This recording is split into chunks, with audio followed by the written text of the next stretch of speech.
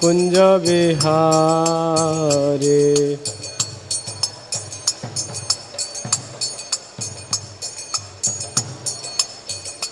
जय राधा माधव कुंज विहारी।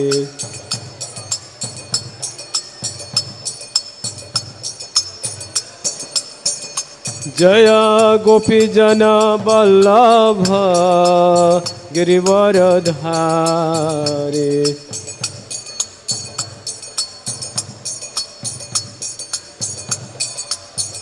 जय गोपी जन वल्लभ गिरिवरधारी।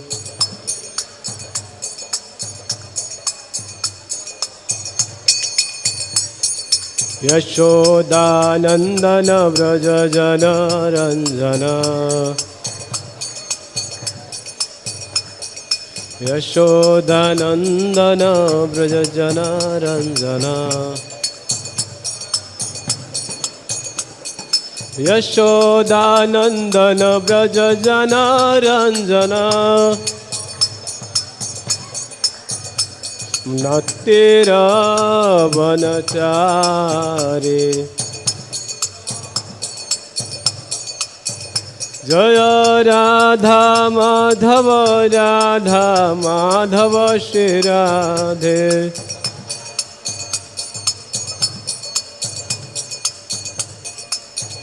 जय राधा माधव राधा माधव श्री राधे।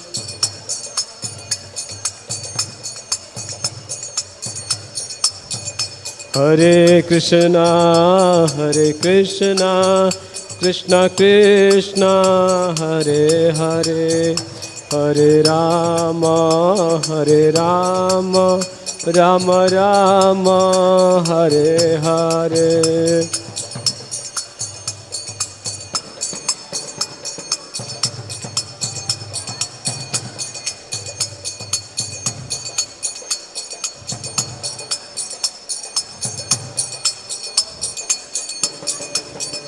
हरे कृष्णा कृष्णा कृष्णा हरे हरे। हरे राम राम राम हरे हरे।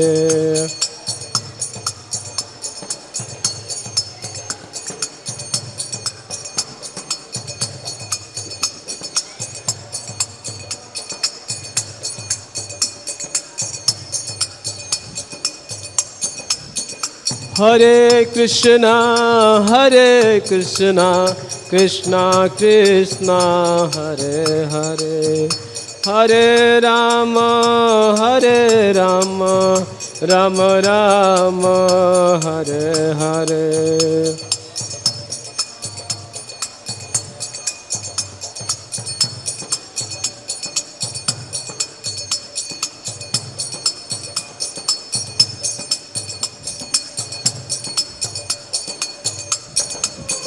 हरे कृष्णा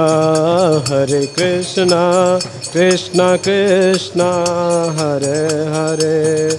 हरे राम राम राम हरे हरे।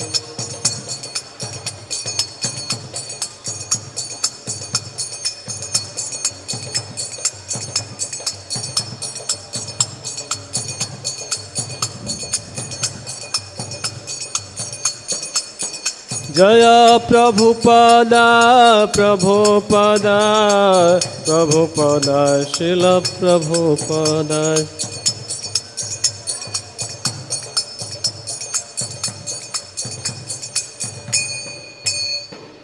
जय ओम विष्णुपाद परमहंस प्रकाशाष्टोत्तर भक्तिवेदांत स्वामी श्रील प्रभुपाद की जय।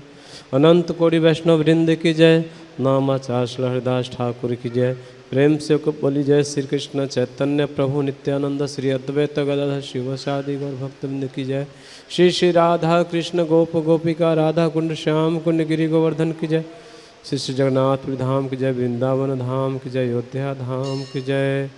अनंत कोटि वैष्णव वृंद की जय। सभी एकत्रित भक्तों की जय जयकार हो हरे कृष्णा। सभी एकत्रित भक्तों की जय जयकार हो हरे कृष्णा। सभी भक्ति एकत्रित भक्तों की जय जयकार हो हरे कृष्णा। गुरु एंड गौरांग की हरे कृष्णा।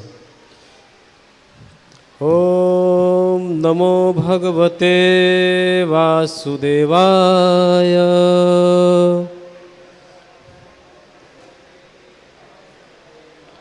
ओम नमो भगवते वासुदेवाय।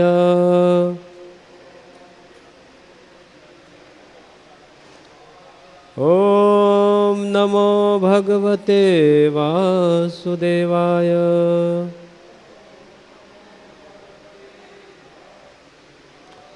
तो आज भागवत गीता है, अध्याय 12 और श्लोक संख्या 11। इसके ऊपर चर्चा होगी आज। तो सबसे पहले आप संध्या कालीन सत्र में आए हैं, आप सबका स्वागत। विशेष करके जीतामित प्रभु का जो हम लोग को सानिध्य प्राप्त होता है, इनके कृपा से हम लोग कुछ भागवत गीता के ऊपर चर्चा करने का प्रयास करते हैं। और आचार्यगण, तो हम सबसे पहले शब्दों का अर्थ को पढ़ेंगे, उसके बाद श्लोका को उच्चारण करेंगे। अथा, सब लोग बोलिए अथा। श्लोक संख्या, पेज संख्या है 449, 449। इस पुस्तक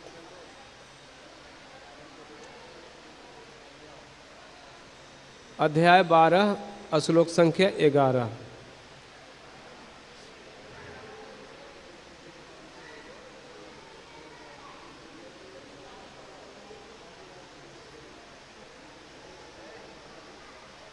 उनके पास ठीक है, ये निकाले हैं, निकाल रहे, इनको दे दो, माता जी को दे दो।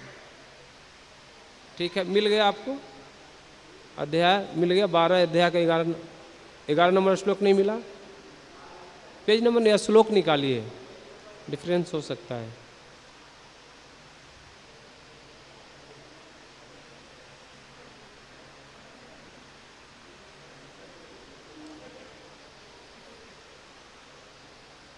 प्रभु उनको दे जो प्रभु जी हैं, वो प्रभु जी के पास नहीं मिल रहा है। ठीक है, तो आप सब लोग देखकर उच्चारण करेंगे साथ में, है ना।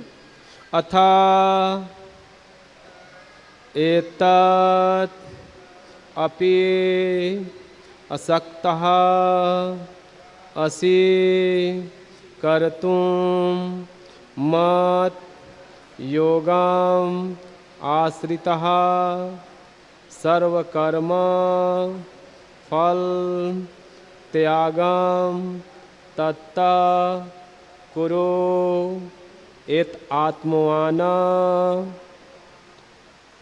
आप लोग को नहीं मिला? नहीं मिला?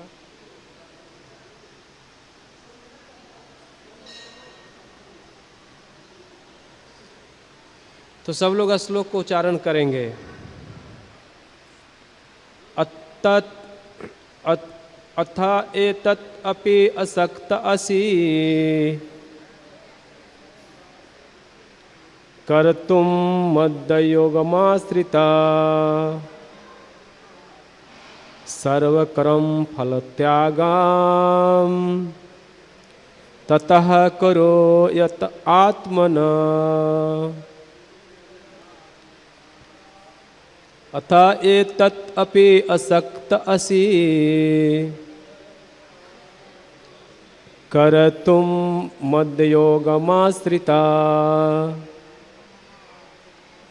सर्वकर्म फलं त्यागं तत्तत् कुरु यत् आत्मवान्। अतएत अपि असक्त असि कर्तुं मद्योगमाश्रिता सर्वकर्म फल त्यागं तत्तः कुरु यत् आत्मवान्।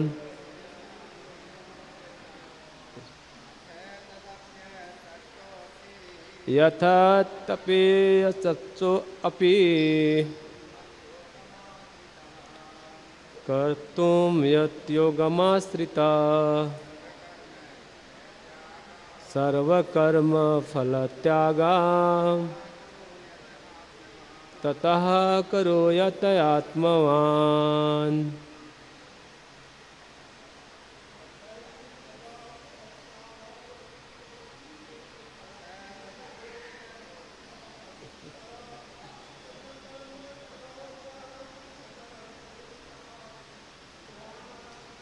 आप पढ़िए।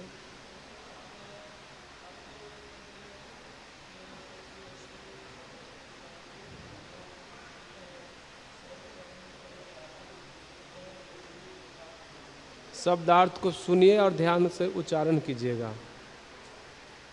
अथ यद्यपि यत्तत् वह यह अपि भी अशक्तः असमर्थ असि हो कर्तुम करने में मत मेरे प्रति योगम भक्ति में आश्रिता निर्भर सर्वकर्म समस्त कर्मों के फल का त्यागम त्याग ततः तब कुरु करो यत आत्मवान आत्मस्थित। अनुवाद तात्पर्य इष्ट भक्ति वेदांत स्वामी शिल प्रभुपाद के द्वारा शिल प्रभुपाद की। किंतु यदि तुम मेरे इस भावना अमृत में कर्म करने में असमर्थ हो तो तुम अपने कर्म के समस्त फलों को त्याग कर कर्म करने का तथा आत्मस्थित होने का प्रयत्न करो। सब लोग दोहराएंगे।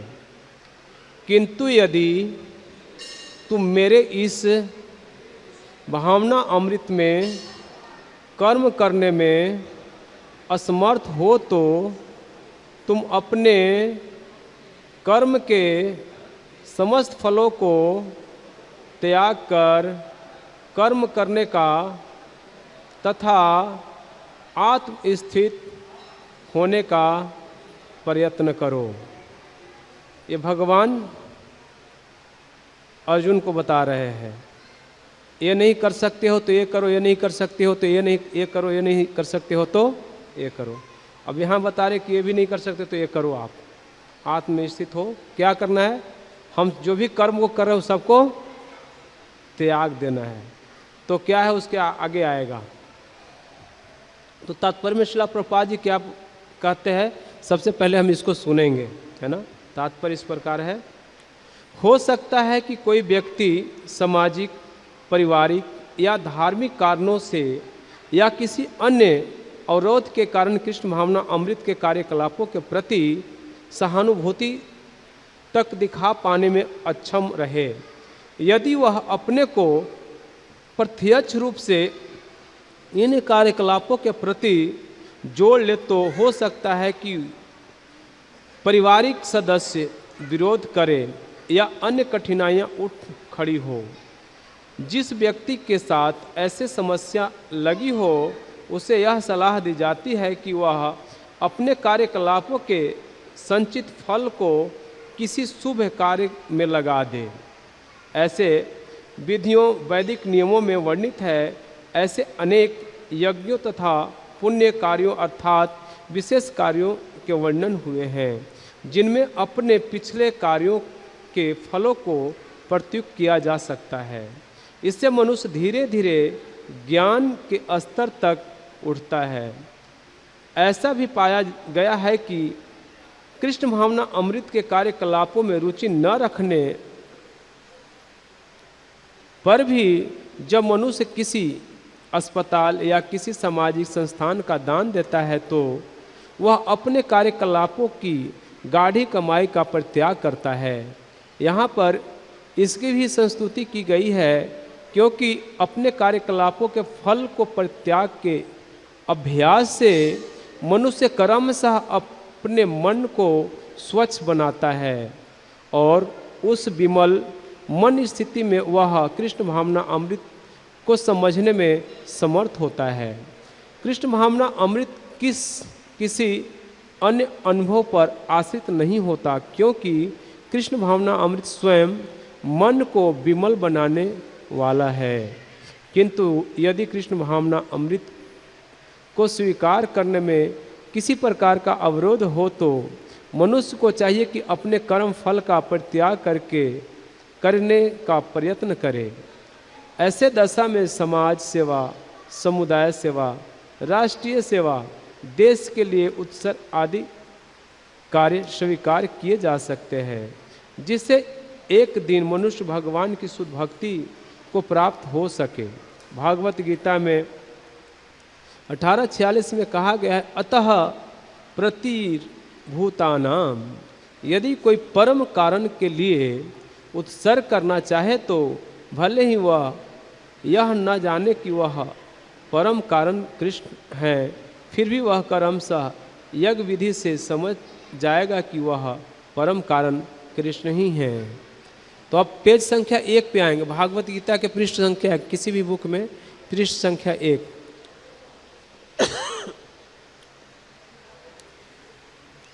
यहाँ पर हमारे आचार्य द्वारा जो प्रार्थनाएं, हम उनसे प्रार्थना करेंगे ताकि हम कुछ चर्चा करने का प्रयास करेंगे उनके माध्यम से। सब लोग दोहराएंगे साथ साथ। ओम अज्ञानतिम्रन्धस्य ज्ञानञ्जनशलाकया चक्षुरुन्मीलितं येन तस्मै श्रीगुरवे नमः।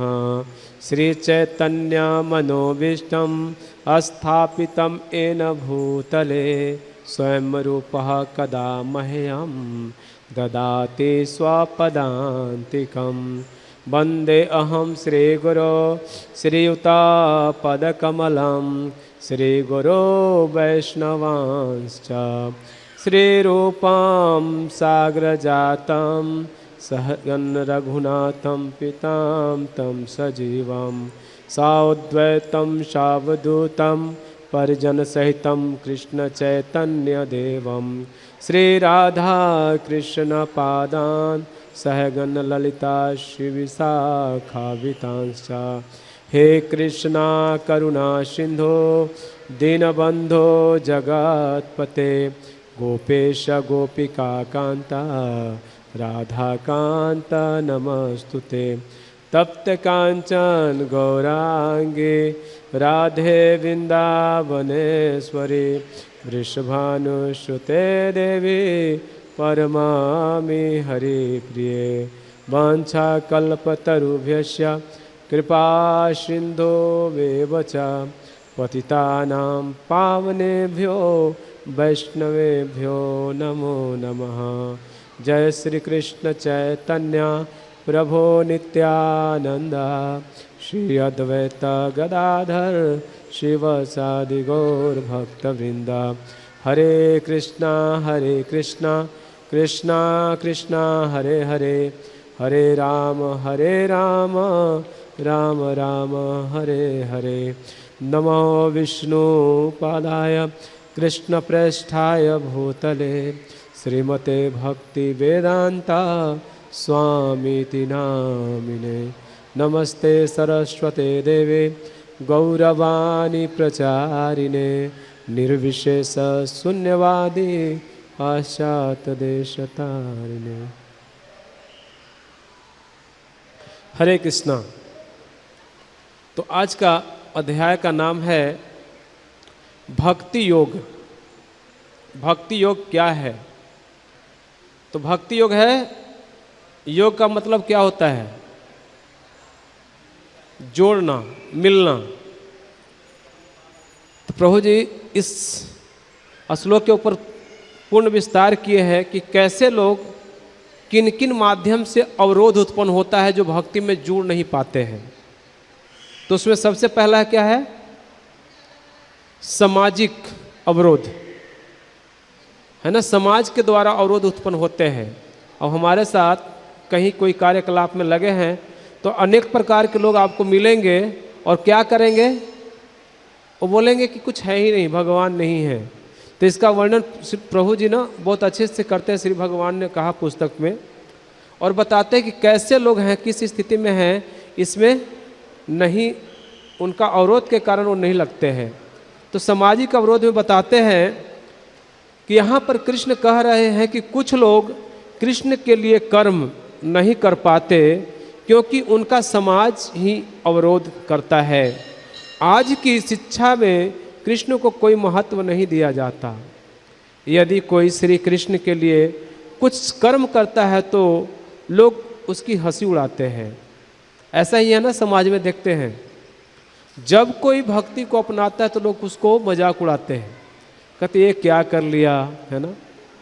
लेकिन इसके पीछे बहुत बड़ा रहस्य है। इसी तरह से आज के समाज में हम देखते हैं कि सभी जैसे एक्टिविटी लोग करते हैं समाज में, और लोग समाज में धर्म में करते हैं, वैदिक शास्त्र के ऊपर चर्चा करते हैं और सब धर्मों में, और उनको प्रायोरिटी देते हैं कि उसको स्कूल की कक्षा में भी शामिल किया जाए। लेकिन हमारे भागवत गीता को ऐसा मौका नहीं मिल पाता। इसका कारण कौन है? हम सब हैं। इसके कारण वो शामिल नहीं हो पा रहा है अभी तक। हमें प्रयास करना चाहिए। तो इसी तरह से कोई व्यक्ति यदि भक्ति करना चाहता है तो उसका अवरोध बन जाते हैं उनके सहपाठी, उनके परिजन लोग। तो इसी तरह से प्रभु जी बताए हैं, 3 एस्पेक्ट बताए हैं, तीनों का वर्णन करके बता रहे हैं। आगे कहते हैं, यदि समाज की सेवा करेंगे तो समाज में आदर प्राप्त होगा। ऐसा ही सोचते हैं, भक्ति करने से क्या लाभ मिला है? एक्चुअली भक्ति करने से समाज की सबसे बड़ी सेवा कर रहे हैं आप। लेकिन हम सोचते हैं क्या, करंट जो अभी हमें लाभ क्या प्राप्त, अभी क्या दिख रहा है, उसके पीछे हम भागते हैं। लेकिन भक्ति में करके जो लाभ होता है वो समाज के लिए बहुत बड़ा कार्य है। जिस तरह से शिला प्रभुपाद यहाँ से कहाँ गए, अमेरिका में गए, विदेश में गए, और क्या किए? क्या उन्होंने समाज का सेवा किया या नहीं किया? किया है, नहीं किया है? उन्होंने सबसे बड़ा सेवा किया समाज के लिए। सब अज्ञानता में थे, उनके अज्ञानता को दूर करने के लिए उन्होंने कठिन परिश्रम करके कहाँ गए? वेस्टर्न में गए, और सबसे पहले उनको भक्त बनाया, जो कुछ नहीं जानते थे, भक्ति के बारे में कखा भी नहीं जानते थे। और हम सब भारतीय सब कुछ जानकर भी मूर्ख बने हुए हैं अभी तक, उसी अज्ञानता में। आगे कहते हैं, प्राप्त होगी, परंतु यदि तुम कृष्ण की सेवा करोगे तो कृष्ण तुम्हें क्या देंगे? ये भौतिक धारणाएं हैं लोगों का। यदि मृत्यु के बाद कोई जीवन होता तो कृष्ण की सेवा करने से हम मना नहीं करते, परंतु मृत्यु के बाद कोई जीवन नहीं है। अब इसका खंडन होता है भागवत गीता के 2 अध्याय के 13 नंबर श्लोक में। भगवान स्वयं भागवत गीता में क्या कर रहे हैं? अर्जुन को 2 अध्याय के 13 नंबर श्लोक में कहते हैं, तथा देहांतर प्राप्ति धीर तस्या न मुह्यति। इस शरीर को जैसे ही आप त्यागेंगे, आपको निश्चित किया गया है कि आपको शरीर धारण करना पड़ेगा, विवश होकर के। कैसे? कर्मों के अनुसार, जैसा कर्म करेंगे उसके अनुसार। फिर इस जीवन में कृष्ण की सेवा करने से क्या लाभ होगा? इस प्रकार अज्ञान से भरे हुए समाज के कारण कुछ लोग कृष्ण के लिए कर्म करने में बाधा उत्पन्न करते हैं। तो कई लोग करना चाहते हैं, उत्साह है उनके हृदय में कि हम भगवान के लिए सेवा करें, लेकिन कुछ ऐसे लोग हैं उनको वंचित कर देते हैं। हालांकि शिला प्रभुपाद कहते भारत भूमिते जन्म हिते जार जन्म सार्थक करी कर परो उपकार। कहते कि भारतवासियों को, जो भारतवर्ष में जो जन्म लिए हैं, उनका एक ही कार्य है। वो कार्य क्या है? उपकार करना। तो उपकार करने लायक हम बनेंगे तभी तो उपकार कर पाएंगे। जब हम खुद शिक्षा प्राप्त नहीं किए हैं तो दूसरे को शिक्षा क्या दे सकते हैं? तो पहला है अवरोध भक्ति में, क्या है? समाज, हमारा जिस समाज में हम पल रहे हैं वो हमें कृष्ण भक्ति में लगने से दूर ले जा रही है। दूसरा है परिवार, अपने ही परिवार बाधक हैं हमें कृष्ण भक्ति करने में। सुना रहा हूँ इसी में पुस्तक में क्या है। यहाँ पर कृष्ण कह रहे हैं कि कुछ लोग कृष्ण के लिए कर्म नहीं कर पाते हैं क्योंकि उनका परिवार ही विरोध करता है। कभी कभी परिवार के बूढ़े लोग अज्ञान में भरे होते हैं, होने के कारण श्री कृष्ण की सेवा का विरोध करते हैं। वे कहते हैं कि हमारे परिवार में पहले किसी ने भी कृष्ण की सेवा नहीं की है, हम लोग ने कभी भी गीता की बातें नहीं सुनी है तथा तुम्हें भी गीता नहीं सुननी चाहिए। तुम मंदिर में जाकर कृष्ण का दर्शन मत करो, तुम्हें तुम्हारी अपने परिवार की आसक्ति समाप्त हो जाएगी। तो यहाँ पे करें आसक्ति समाप्त हो जाएगी। यदि लोग को ऐसी धारणाएं हैं तो हमें किसी न किसी में आसक्त होना पड़ेगा और आसक्ति के कारण हमारा परिणाम स्वरूप क्या होगा, वो है कष्टमय जीवन। जैसे ही हम आसक्त होते हैं वस्तुओं से, वो क्या बनता है, हमारा कष्ट का कारण बनता है। अब मान लिया जाए कि पूरा बहुत कुछ खाते हैं, बहुत कुछ खाते हैं, स्वीट खा लिए है ना, मिठाई खा लिए, अनेक प्रकार के व्यंजन खा लिए और उसको त्याग नहीं करेंगे तो आप सुखी नहीं रह सकते। त्याग करने के बाद क्या महसूस होता है, आनंद महसूस करते हैं नहीं करते हैं। तो एक छोटा सा एग्जाम्पल था आपके लिए कि जब तक हम त्याग नहीं करेंगे तब तक हम प्रगति नहीं कर सकते हैं। तो इसी तरह से क्या यहाँ करें कि आसक्त हो जाओगे, भगवान से आसक्त नहीं हो तो कहीं तो आसक्त होना पड़ेगा। इसलिए ऐसे कुछ लोग को विचार होता है अपने परिवारजनों का। और आगे कहते हैं हो जाओगे, या पागल हमारे परिवार के लिए कलंक है। तो कहते भक्ति में जो रत हो जाते हैं उनको कुछ लोग पागल कहते हैं कि पागल हो गए हैं, है ना। तो समाज में लोग कुछ कहते हैं पागल हो गए हैं, है ना। हेड दिन भर नाचते रहते हैं, इनको क्या मिलता है, भगवान का नाम लेते रहो, स्ट्रीट में नाचते रहते हैं। पागल भी ऐसे ही कार्य करते हैं। इस प्रकार अज्ञान से भरे हुए परिवार के बूढ़े कृष्ण के लिए कर्म करने में बाधा उत्पन्न करते हैं।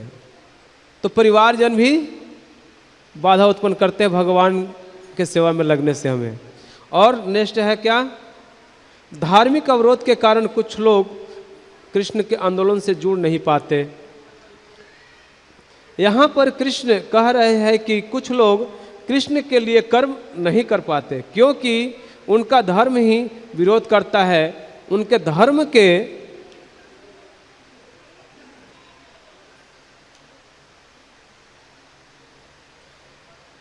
अधिकारी अपने अज्ञान के कारण कहते हैं कि हमारा धर्म बहुत ऊंचा है, हमारा धर्म में कृष्ण का कोई नाम ही नहीं है। वे हरे कृष्ण का धर्म तो अभी का है, परंतु हमारा धर्म बहुत प्राचीन है। हमारे धर्म में तो ऐसी बातें ही नहीं आती है कि जो सर्वोच्च ईश्वर है वह हमारे बीच में कभी भी आया हो। इस प्रकार अज्ञान से भरे हुए धर्म में के अधिकारी लोग श्री कृष्ण के लिए कर्म करने में बाधा उत्पन्न करते हैं। तो तीन तरह के लोग हैं जो धर्म, जो वास्तविक भक्ति है उसको प्रदान करने में बाधा उत्पन्न करते हैं। तो इनसे कैसे निकला जाए, तो इसका वर्णन करते हुए ब्रह्म संहिता में स्वयं ब्रह्मा जी कहते हैं और सुखदेव गोस्वामी भागवतम में कहते हैं, एते चांस कला पुंसा कृष्ण अस्तु भगवान स्वयं।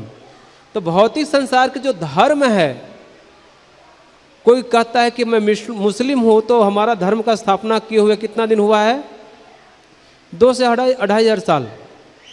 कोई क्रिश्चियनिटी को अपनाता है, वो कहता है कि हमारा धर्म का स्थापना किए हुए कितना दिन हुआ है, तो 3,000 साल। उसके पहले वो क्या थे? लेकिन इस भगवत गीता का ज्ञान भगवान अर्जुन को कब दिए? 5000 साल पहले। तो कौन सा श्रेष्ठ है? और भागवतम को व्यासदेव जी ने रचना की तो उसमें बता रहे एते चार संकला पुंसा कृष्णस्तु, भगवान स्वयं कृष्ण ही भगवान है। और स्वयं ब्रह्मा जी क्या करें ब्रह्म संहिता में, इस सृष्टि का प्रथम जीव कौन है? ब्रह्मा है। और ब्रह्मा जी क्या बताते हैं? ईश्वर परम कृष्णा सचिदानंद विग्रह अनादिरादि गोविंद सर्व कारण कारण। कृष्ण ही है सभी कारणों के कारण, चल रहे हैं, देख रहे हैं, सुन रहे हैं, वो सभी के कारणों के कारण कौन है? कृष्ण है। और वही क्या है? परम ईश्वर। क्या ईश्वर परम कृष्णा सच्चिदानंद विग्रह अनादिरादि गोविंद सर्व कारण कारण। सच्चित आनंद ये सब चीज से हैं, युक्त हैं, और ये चीज हमें प्रदान करने वाले हैं। कब? जब हमारा मन उनमें आसक्त हो जाएगा तब। इसके लिए आगे प्रभु जी और कहते हैं, तो मेरे योग का आश्रय लेकर सभी लोग फल का त्याग करो। भगवान कहते हैं क्या? कि मेरे आश्रय लेकर क्या करते हैं? जो कर्म करते हैं इस भौतिक संसार में, जो हमारा बंधन का कारण है, उसको क्या करना है? त्यागना है। कर्म करेंगे लेकिन उसकी फल की इच्छा नहीं करना है, उसको त्यागना है। तो आगे बताते तुम मेरे योग का आश्रय लो।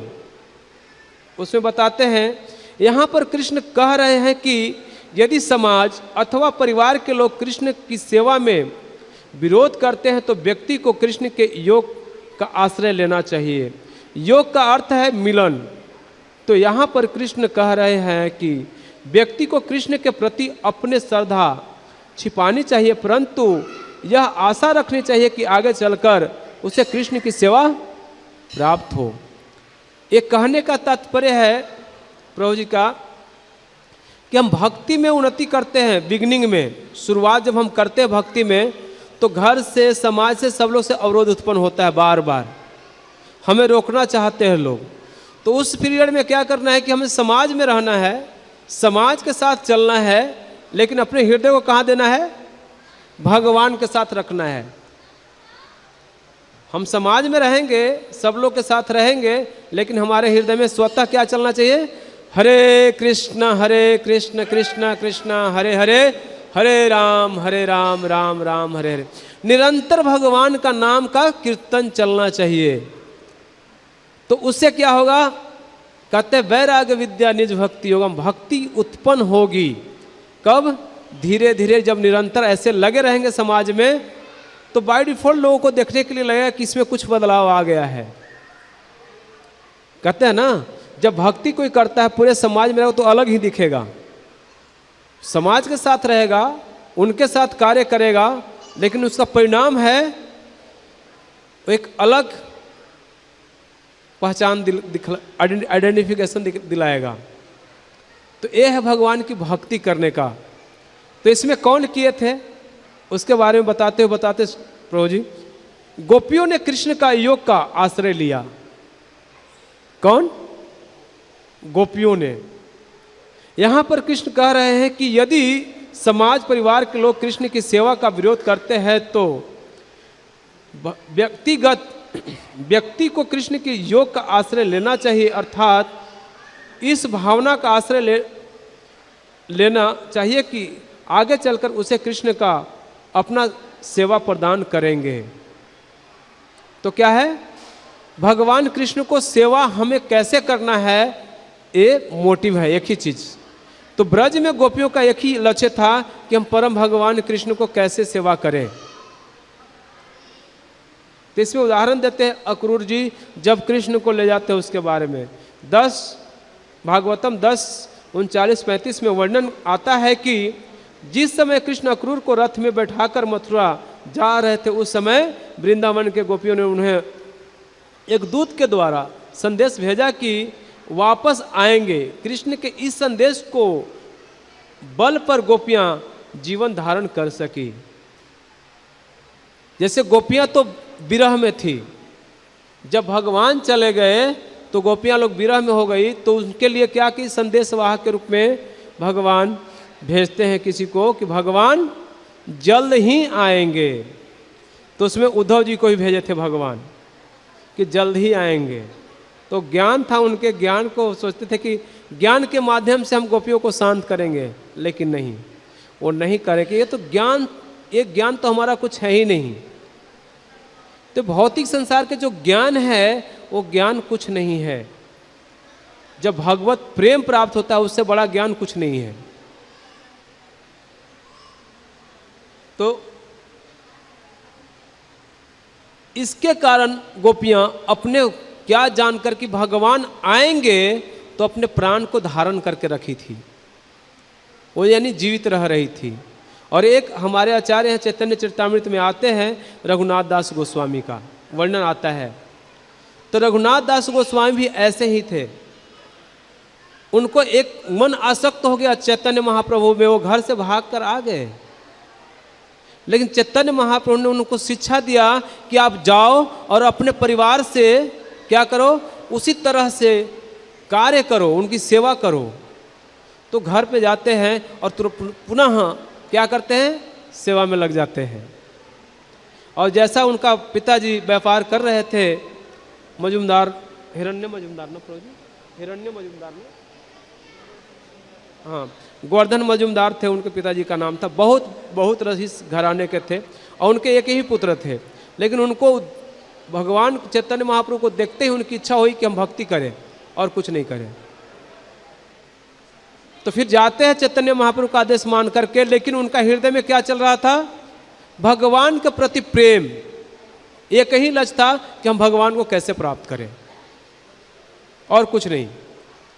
जब भगवान के प्रति प्रेम था तो ज़्यादा दिन नहीं कर पाए, 1 साल तक कहे, करते करते सब कुछ उनके साथ सब बराबर एकदम समान रूप से हो गया।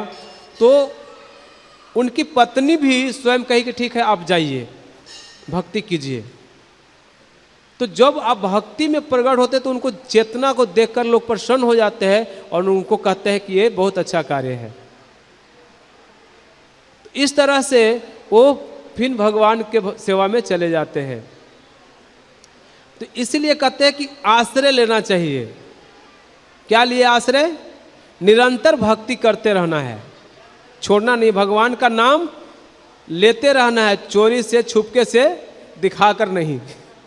ये आश्रय है। आगे कहते हैं तुम सभी कर्म फलों को त्याग करो।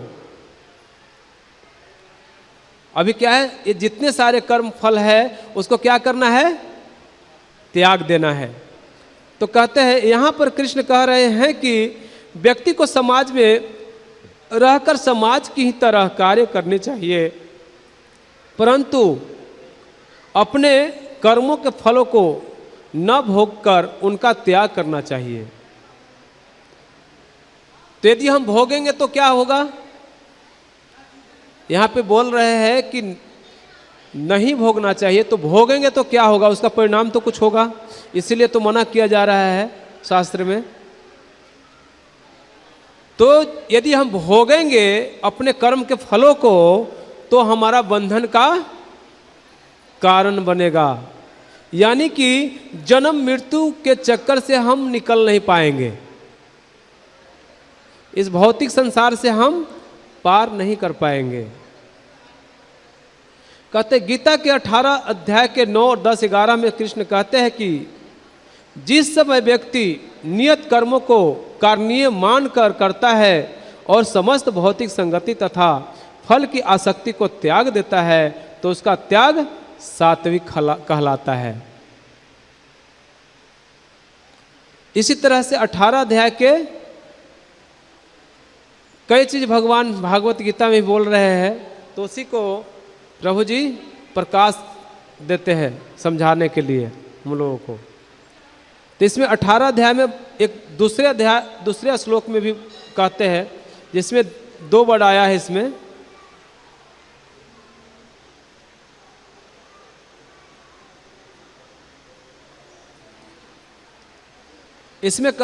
भी है सर्व कर्म फलम त्यागम। इस श्लोक में भी आया था सर्व कर्म फलम त्यागम।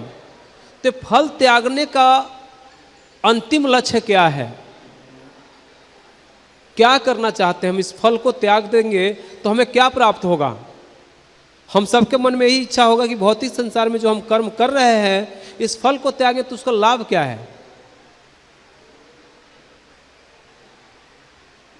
तो उसका लाभ क्या है? इसे कहते हैं समस्त कर्म के फल को त्याग को बुद्धिमान लोग त्याग कहते हैं। तो ये त्याग का लक्ष्य क्या है? ये परम भगवान को में आसक्ति। सबको त्यागेंगे तब आसक्ति कहां पड़ेगी? कृष्ण की तरफ। यदि कृष्ण को तो त्यागेंगे तो कहां आसक्ति बढ़ेगी? भौतिक संसार की तरफ। यानी दोनों में से किसी न किसी को आपको सेवा में लगना है आपको। तो किसकी सेवा करनी चाहिए? भगवान की या भौतिक संसार की? परम भगवान श्री कृष्ण की सेवा करनी चाहिए। तो इसका त्याग सात्विक कहलाता है। सत्वगुण में स्थित बुद्धिमान त्यागी, जो सत्वगुण में जी स्थित हो जाता है तो बुद्धिमान व्यक्ति होता है और भौतिक संसार में प्राप्त हुए वस्तु को त्यागने में कोई उसको संशय नहीं होती है। वह कर्म के विषय में कोई संशय नहीं रखता। निस्संदेह किसी भी देहधारी प्राणी के लिए समस्त कर्मों का परित्याग कर पाना संभव है, लेकिन जो कर्म फल का त्याग करता है वह वास्तव में त्यागी कहलाता है। इन श्लोक के तात्पर्यों में श्रील प्रभुपाद लिखते हैं, नियत कर्म इसी मनोभाव से किया जाना चाहिए। व्यक्ति को फल के प्रति अनासक्त होकर कर्म करना चाहिए। उसे कर्म के गुणों से विलग हो जाना चाहिए। जो व्यक्ति कृष्ण भावना अमृत में रहकर कारखाने में कार्य करता है, भौतिक संसार का उदाहरण देते हुए प्रभु जी बोलते हैं कि कारखाने में कार्य कर रहा है। सब लोग काम कर रहे हैं ना कहीं, लेकिन क्या यहाँ पे उदाहरण देते हैं कि फिर यदि वो कृष्ण भावना व्यक्ति सत्व गुणी में होता है तो किसी भी स्थिति में किसी से क्या करता है? घृणा नहीं करता है, ईर्ष्या नहीं करता है, द्वेष नहीं करता है और भगवान के सेवा में आंतरिक रूप से लगा रहता है।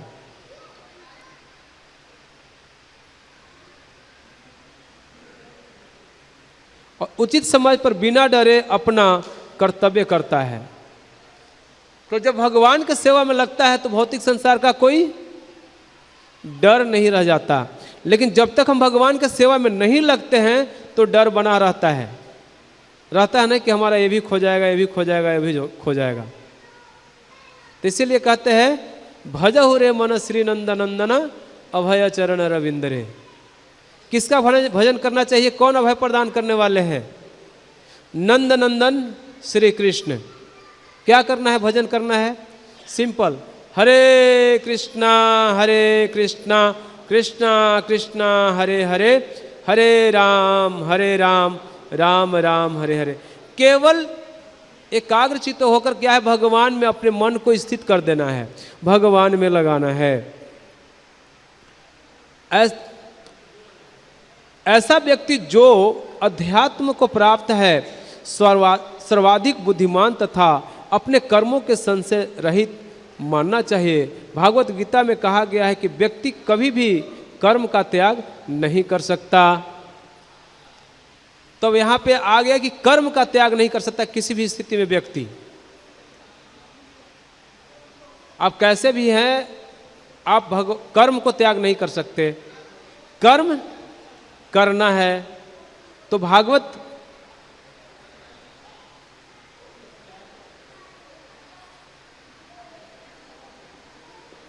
गीता में वर्णन आता है, दूसरे अध्याय के 47 नंबर श्लोक में स्वयं भगवान कह रहे हैं, कर्म नेवाधिकारस्ते माँ फलेषु कदाचना, माँ कर्म फल भूतृ न संगोस्तव कर्मणि। तो इसमें इसके अनुवाद में कहते तुम्हें अपने, सुनिएगा ध्यान से, तुम्हें अपना कर्म कर्तव्य करने का अधिकार है। कौन कर रहे हैं? परम भगवान श्री कृष्ण बोल रहे हैं कि तुम्हें क्या है?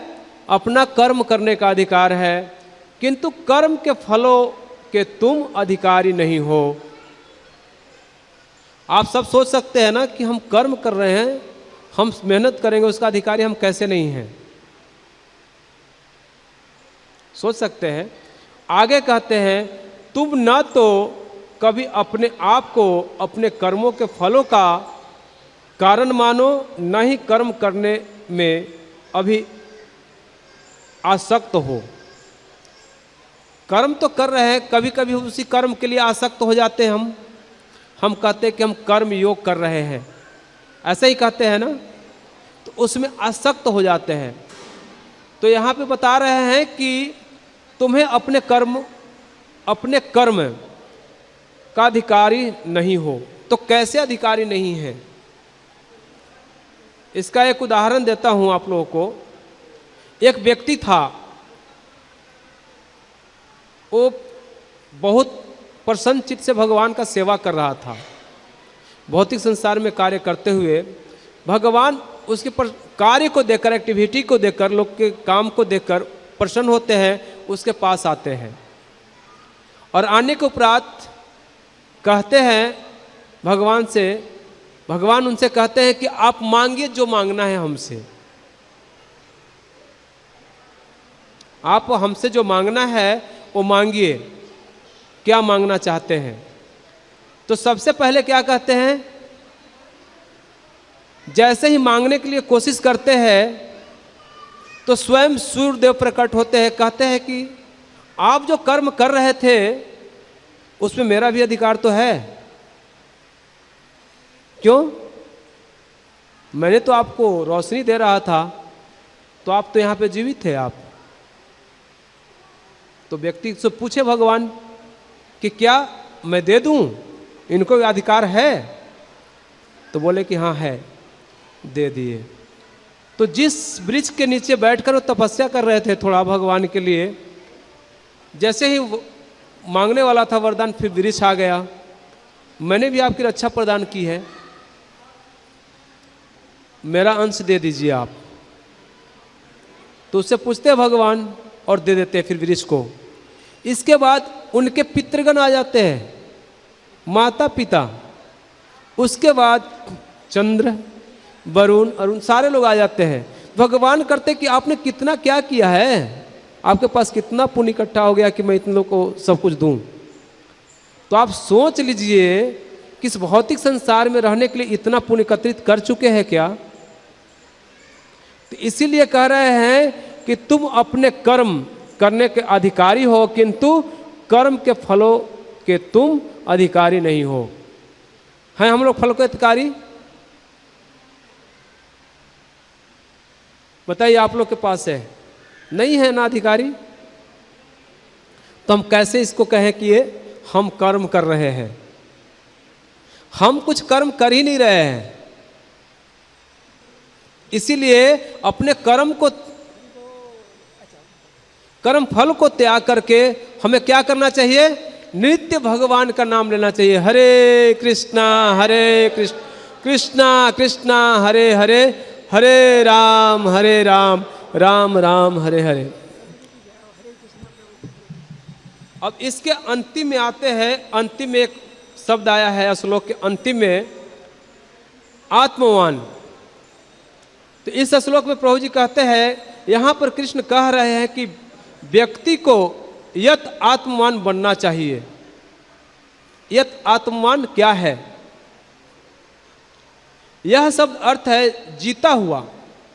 आत्मा का शब्द अर्थ है मन, तथा वान का शब्द अर्थ है, शब्दों का अर्थ है ऐसा व्यक्ति जिसके पास पूर्वोक्त वस्तु है, माने पहले से कुछ इकट्ठा किया हुआ वस्तु है उसके पास, उसको कह रहे आत्मवान। इस प्रकार यह आत्मन का अर्थ हुआ ऐसा व्यक्ति जो जीते हुए मन वाला है, यानी अपने मन को जीत लिया है। इस भौतिक संसार में जो भी एक्टिविटी हम करते हैं मन के कारण ही करते हैं। तो जो मन को जीतता है कौन है? जो अपने मन को कृष्ण में लगा देता है, वो मन को जीत लेता है। और जो अपने मन को अपने इंद्रियों की सेवा में लगाता है, वो मन का हार है। कहते हैं मन को जीते जीत, मन को हारे हार, है ना। मन को जब जीत लेंगे तो स्वतः ही आप भगवान की सेवा में लग जाएंगे।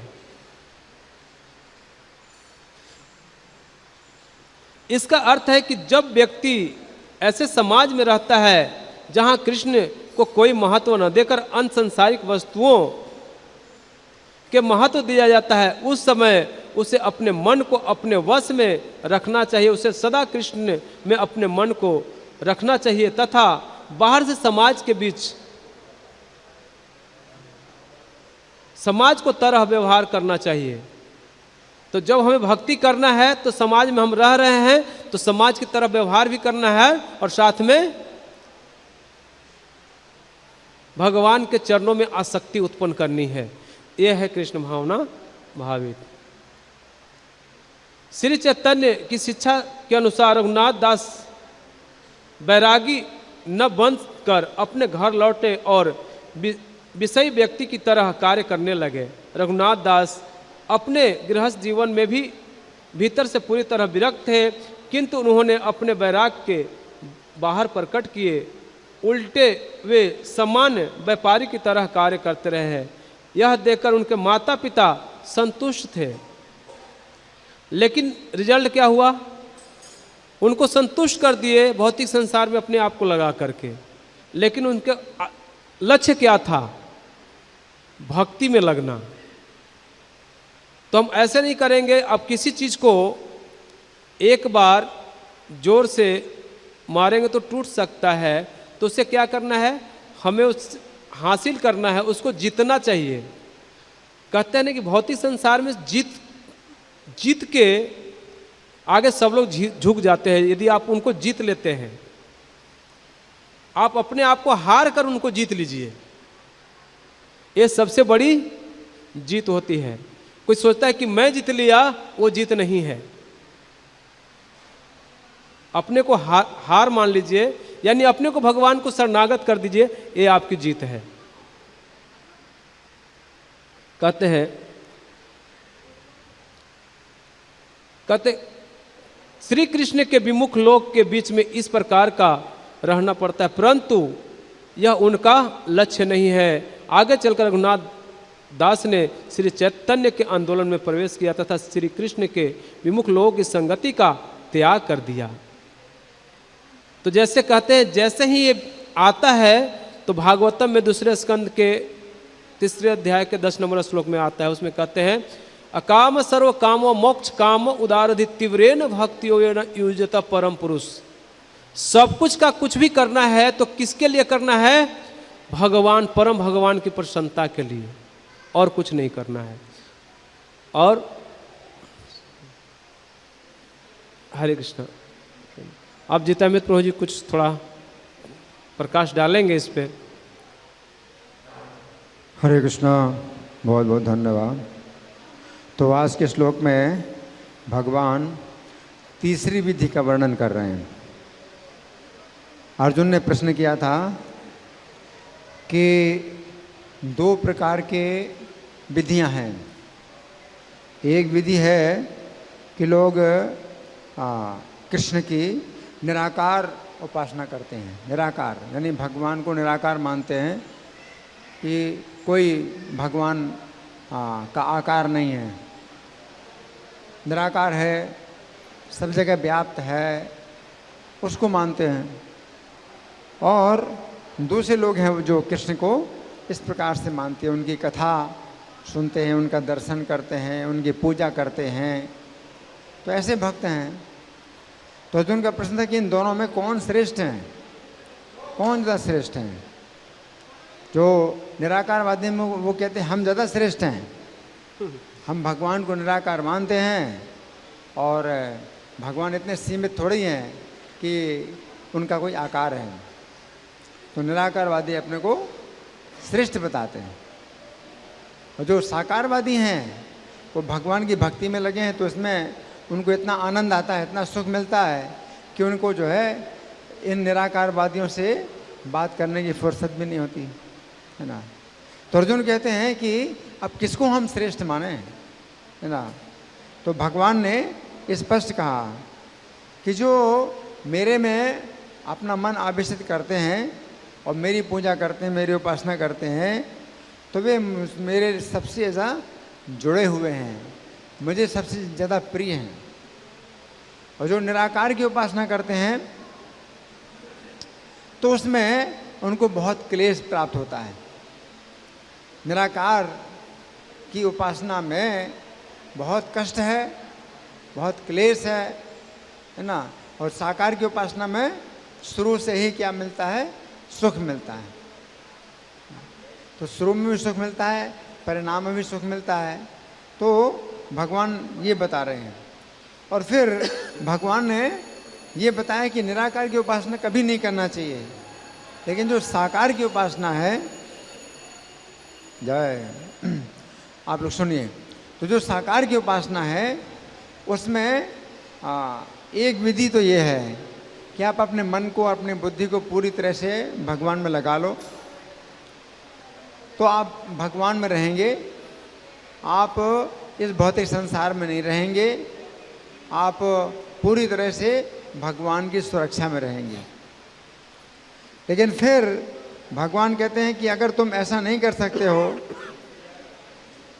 तो अभ्यास योग का पालन करो। अभ्यास का मतलब है जैसे हम लोग हैं मंदिर में फुल टाइम आ गए, तो ऐसा भी कर सकते हो कि मंदिर में हरे कृष्ण मंदिर में आप फुल टाइम आ जाओ। तो इसमें जो है भक्तों की संगति में अपनी पूरी सुरक्षा रहेगी। श्रवण, कीर्तन, दर्शन, महामंत्र का जाप, प्रार्थना, आरती, ये सब कार्यक्रम चलते रहेंगे। दूसरी विधि है। लेकिन फिर भगवान कहते हैं कि अगर ऐसा नहीं कर सकते हो तो फिर मेरे कर्म के परायण बनो, यानी मंदिर की कुछ सेवा करो। अपना व्यापार करते हो, अपने व्यापार में जो आमदनी होती है उसका कुछ परसेंटेज मंदिर को दो, या और भी कुछ कार्य, अपना श्रम दो, अपना समय दो, इस तरह से कुछ कार्य करो, तो ये करो। लेकिन फिर आज के श्लोक में भगवान कह रहे हैं कि कभी कभी अपने परिवार वाले ही विरोध करते हैं और वे जो है मंदिर में जाने नहीं देते, मंदिर में बिल्कुल जाने नहीं देते कि मंदिर में मत जाओ, है ना। और ये सब जो है भक्ति, ये सब नहीं करना है, भक्ति करने से अपना जीवन बर्बाद हो जाएगा। तो इस तरह का ज्ञान, और ऐसे अज्ञान में लोग जो है भक्ति करने नहीं देते हैं, मंदिर में जाने नहीं देते हैं, भक्तों का संग नहीं करने देते हैं। तो ऐसे में क्या करना चाहिए? तो भगवान क्या कह रहे हैं कि ऐसे में क्या करना चाहिए कि उनके ही तरह, उनके बीच में उनके ही तरह रहो, और अपना जो मन है अंदर अंदर जो भगवान के प्रति श्रद्धा है उसको बढ़ाते रहो, और समय की प्रतीक्षा करो। जब उचित समय आएगा तो फिर आपको भक्तों की संगति प्राप्त होगी, क्योंकि समय बदलता है। अभी जैसा समय है तो उस समय में आपके ऊपर उनका जो है ज़्यादा जो है दबाव है कि आप भक्ति ना करो, भक्ति ना करो। तो आप जो है ऐसे में दबे रहो और छिप करके भक्ति करो। भगवान कह रहे हैं कि छिप करके भक्ति करो, है ना। जैसे माला पर जप करने के लिए मना करते हैं, तो कुछ लोग मशीन में जो है वो करते हैं जप, तो इससे पता नहीं चलता कि भाई माला पर जप कर रहे हैं। तो इस प्रकार से भगवान की भक्ति छिप करके करते रहो और समय की प्रतीक्षा करो। भगवान फिर कभी अवसर देंगे तो फिर आपको जो है अपना अवसर मिलेगा, भक्ति करने का अवसर मिलेगा और भक्तों का संग भी मिलेगा। तो समय का हमें इंतजार करना चाहिए। आज के श्लोक का ये संदेश है। धन्यवाद। ग्रंथराज श्रीमद् भगवद गीता की जय। हाँ? प्रश्न है कोई प्रश्न है? प्रश्न है कुछ? हाँ,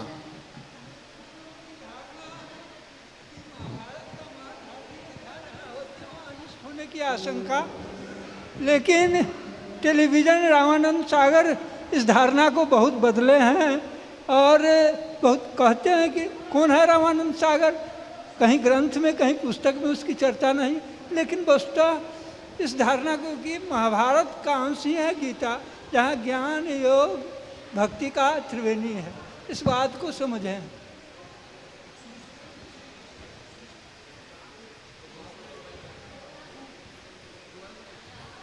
माइक पास में लेकर के बोलिए प्रश्न को। कुछ लोगों की ऐसी धारणा बनती थी कि जहाँ महाभारत की मारधार की कथा होती है वहाँ अनिष्ट की आशंका बनती है, लेकिन इस धारणा को रामानंद सागर ने टेलीविज़न के माध्यम से बदल दिया। भले ही कहे लोग कि वह रामानंद सागर को नहीं जानते हैं, नहीं कोई ग्रंथ में चर्चा है, लेकिन बहुत बड़ा काम टेलीविज़न के माध्यम से समुदाय को संदेश दिया। प्रश्न नहीं है, दो। रामानंद सागर ने जो महाभारत का सीरियल चालू किया था, तो एक दृष्टि से अच्छा है कि लोगों को जो है कुछ ज्ञान मिला, लेकिन फिर भी उसमें शुद्ध ज्ञान नहीं है, क्योंकि जब तक हमें परंपरा के द्वारा संदेश नहीं प्राप्त होता है तब तक हम उसको समझ नहीं पाते हैं। और वो निराकार है, परम सत्य निराकार है, वो तो यही मानते हैं। वो समय है, समय में जो है सब कुछ लुप्त हो गया, भगवान का भी रूप समाप्त हो जाता है, तो फिर अंत में वो निराकार। तो यही तो चीज़ है कि भगवान गीता में जो निराकार उपासना मना कर रहे हैं, तो वो फिर वो जो निराकार की उपासना में आ जाते हैं, तो इसलिए वो शुद्ध संदेश मिलता नहीं उसमें। धन्यवाद। हाँ, परंपरा नहीं उनकी। धन्यवाद। ग्रंथराज श्रीमद् भगवद गीता की जय, श्रील प्रभुपाद की जय, राधा पार्थसारथी ललिता विशाखा गौर निताई, सीताराम लक्ष्मण हनुमान की जय हो।